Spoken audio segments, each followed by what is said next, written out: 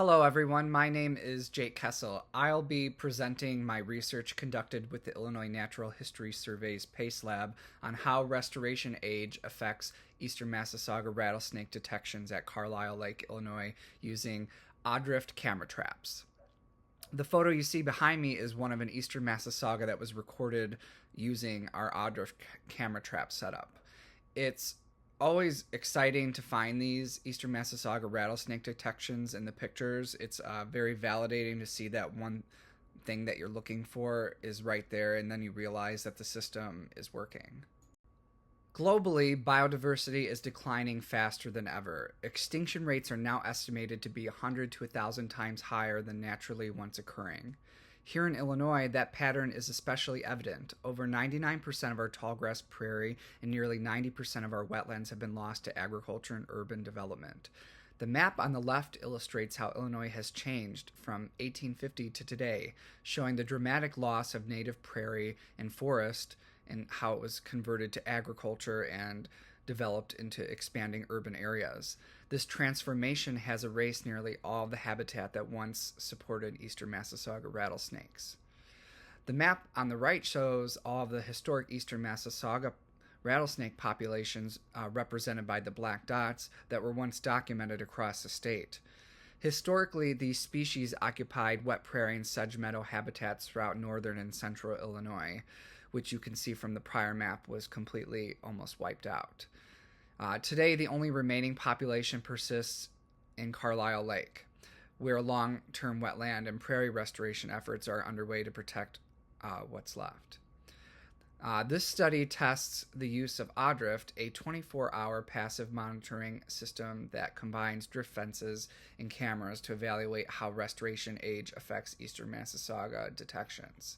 The hypothesis: older wet prairie restorations will yield higher eastern Massasauga detection rates than newer restorations, reflecting differences in overall habitat quality associated with restoration maturity. For decades, the Illinois DNR and the U.S. Army Corps of Engineers have worked together to restore wet grasslands at Carlyle Lake. These photos are from our Field 3 site, and they depict restoration efforts that have included native prairie reseeding, invasive species removal using chainsaws that were followed up by targeted herbicide treatments, and prescribed burns to maintain open structure and hydrology. These ongoing efforts have gradually converted the former agricultural landscape back into functioning wet grassland habitat. And despite this progress, measuring biological success, especially for cryptic species like the eastern Massasauga rattlesnakes, has remained challenging and often limited to brief spring surveys. Traditional visual encounter surveys, or VES, are the standard method used to find eastern Massasaugas, but they're incredibly difficult in this type of dense vegetation, and they rely on human eyes. These are very small rattlesnakes. Adults are usually averaging around 2 feet. And as you can see here in the pictures, the fully grown vegetation here represented in the left picture in the field makes it almost impossible to walk through, let alone to spot a small rattlesnake that's going to be camouflaged to the point as indicated by the right-hand picture here. Now, can any of you see that snake that's in the right-hand picture? I didn't see the snake when I was surveying and looking for it. Somebody pointed it out to me to find it. It's incredibly difficult. And because of those challenges, population estimates are uncertain and often limited to a short spring window when vegetation doesn't obstruct surveyors. And that's why this study tested AHDriFT, which is a passive camera system that can run 24 hours a day and provide detections throughout the entire active season. Surveys were conducted at 4 wet grassland sites surrounding Carlyle Lake, Illinois. Field 3 and South Shore were classified as older restorations, both more than 25 years post-restoration, while Tree Graveyard and the Inholding were classified as newer restoration sites within the past decade. These sites represent a gradient of restoration ages, which allowed us to test how time since restoration affected detections. In these maps below, you can see blue markers. Each one of these blue markers represents an AHDriFT array that was placed at the site. Field 3 had 3, South Shore had 3, and then the in-holding and tree graveyard both had 2. The site design allowed us to compare detection rates between older, more established wet grassland restorations and newer restorations that are still developing structure and hydrology.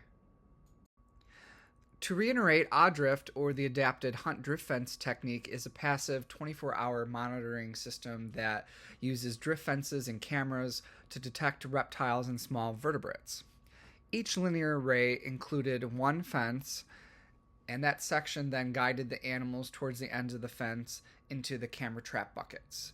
This setup runs continuously, capturing data without the need for observers to be in the field. Down below, if you look at some of these photos, the ones at the bottom, you can see us setting up the arrays in the field. The one is right after we dug the trenches and placed the fences into the ground and secured them. And then the other one, you can see us connecting a bucket with the cameras inside of them to the fence at the end. And then the pictures on the top give you different angles of the AHDriFT setup. And then we're going to show you a little more of that just now. Showing the setup of an array, the metal flashing fence. There's a bucket at each end.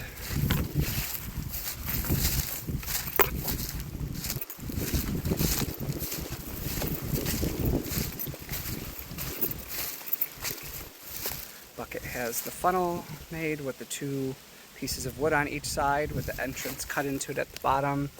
Snakes or other animals crawl in along the fence through the bucket. And they leave out the other end undisturbed. The AHDriFT survey was conducted from April through November of 2024. Across all 4 sites, the arrays captured more than 240,000 images. After filtering those images, 11,559 were identified as detections, including 203 eastern Massasauga detections, and that represented 118 individual eastern Massasauga rattlesnakes within those 203 detections. And I'd like to point out the table too here that breaks down all of the detections. You can just see how many mammals were detected, then reptiles and amphibians and birds. And then to your left here, you can see a different array of all the different pictures,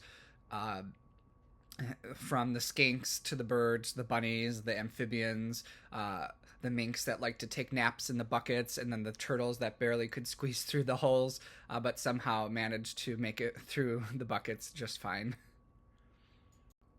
Okay, let's take a look at some results, specifically site detections.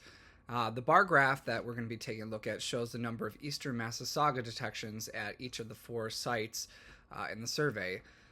Field 3 had the highest number of detections, followed by South Shore, then Tree Graveyard, and the in-holding. And you can see that this remained consistent with the unique individuals as well, and the percentage of detections. So these results suggest that restoration age may play an important role in shaping habitat suitability and occupancy for eastern Massasaugas.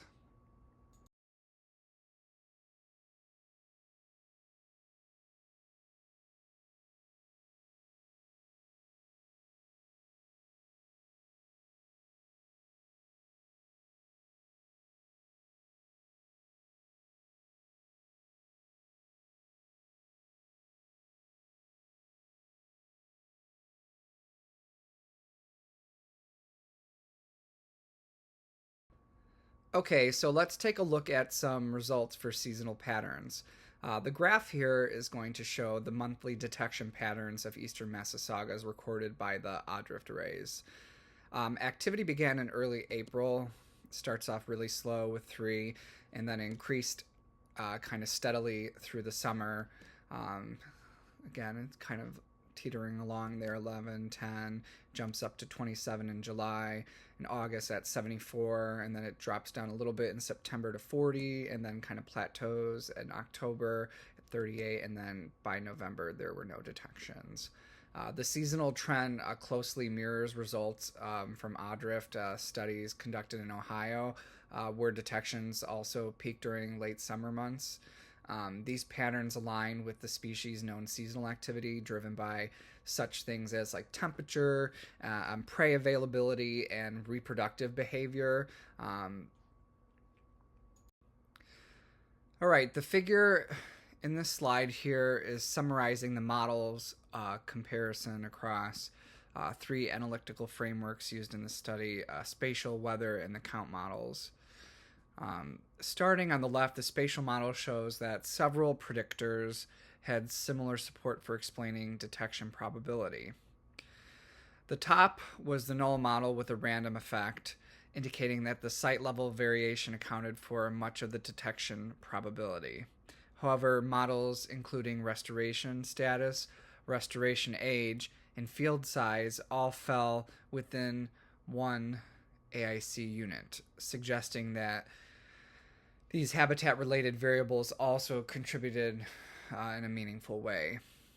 If we take a look in the middle, the weather model shows strong support for the model that included the season, restoration, the vapor pressure deficit, and the precipitation with an AIC value of 336.6. The next two models, global season and VPD plus precipitation, were close in AIC, indicating that atmospheric and seasonal factors influence detection probability, though less strongly than spatial context. And then finally, the count models on the right compare the Poisson and the negative binomial distributions. The negative binomial model had the lower AIC value with 75.49 versus the 85.36, showing it provided a better fit to the data and accounted for a slight overdispersion in detection counts. Overall, these models demonstrate that detection probability was shaped by both spatial and environmental factors, with site-level variation and restoration history providing the strongest explanatory power. Results show that older restorations supported the highest detections of eastern Massasaugas, which supports the hypothesis that restoration age influences detection. Older sites like Field 3 and South Shore have had decades for their hydrology to stabilize, for vegetation to mature, and for crayfish burrow systems to reestablish, all of which are key habitat features for Massasaugas, and they've also had a good amount of invasive species control, which is essential too.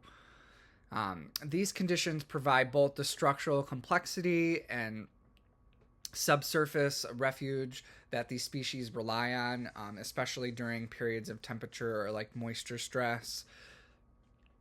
And then in contrast, newer restorations are still developing, they're still maturing these features that the older restoration sites have, which likely explains the lower detection rates observed at those.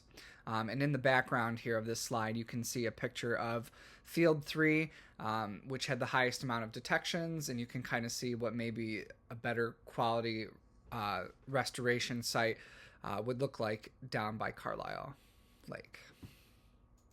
These photos highlight the management actions that continue to sustain the eastern Massasauga habitat around Carlyle Lake.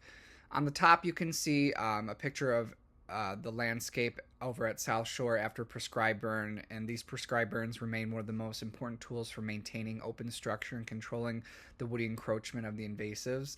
And then consistent burns rotations paired with herbicide use help preserve the wet prairie conditions that these snakes rely on.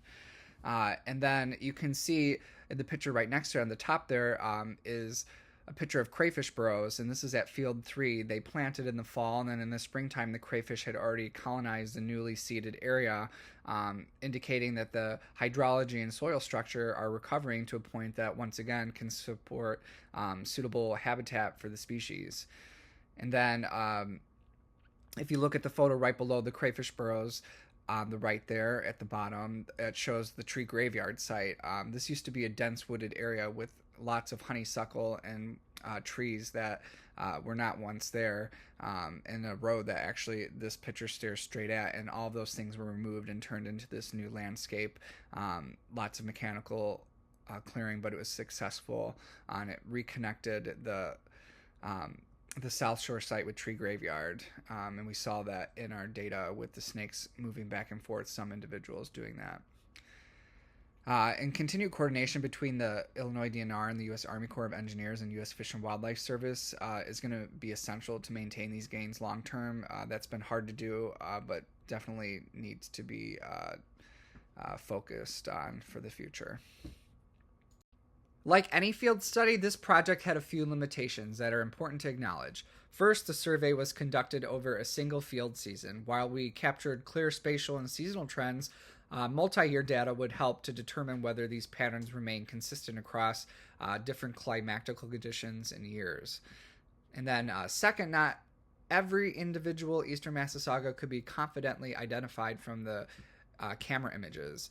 You can see in the 3 examples I have here on the slide that all 3 pictures did not have the head or the full dorsal pattern in them, which is the part of the body that I use to identify each individual. So those snakes could have been new individuals that were not able to be accounted for in the data. But it's something that possibly could be done with AI in the future. And finally, restoration documentation was a little incomplete for some of the sites. It was hard to find information. A lot of it wasn't kept in documents. A lot of things change hands over the years between employees and agencies, and things were lost and not accounted for.